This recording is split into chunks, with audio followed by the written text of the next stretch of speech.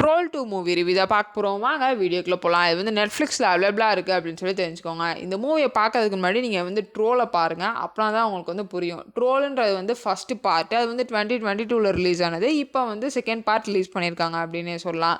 So ட்ரோலோட மூவிக்கு story என்ன அப்படின்னு பார்த்தீங்கன்னா, ட்ரோலுன்ற ஒரு மான்ஸ்டர், மவுண்டைன் மான்ஸ்டர் வந்து மக்களோட தான் வாழ்ந்துட்டு வருவாங்க. மக்கள் எல்லாம் சேர்ந்து அவங்கள அழிச்சிருவாங்க. ஸோ திடீர்னு வந்து அந்த ட்ரோலுக்கு வந்து உயிர் பெற்று மறுபடியும் வந்து மக்களை வந்து ரிவெஞ்ச் எடுக்கணும் அப்படின்னு சொல்லிட்டு நினைக்கும். ஸோ அதை வந்து அந்த ஃபஸ்ட் பார்ட்டில் எப்படி அதை கண்ட்ரோல் பண்ணாங்க அப்படின்ற மாதிரி காமிச்சிருப்பாங்க.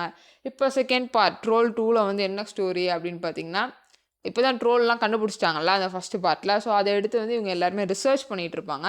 நம்ம கதையோட ஹீரோயினை வந்து கூப்பிடுறாங்க. அவங்களும் வந்தால் ரிசர்ச் வந்து இன்னும் கொஞ்சம் பெட்டராக போகும் அப்படின்னு சொல்லிட்டு நினைக்கிறாங்க. இவங்க வந்து அது மேலே கை வச்சு பாட்டு பாட அந்த ட்ரோல் மறுபடியும் எந்திக்குது. ஸோ அதுக்கப்புறம் என்ன ஆச்சு ஏதாச்சு அப்படின்னு சொல்லிட்டு மூவியை பற்றி தெரிஞ்சுக்கோங்க.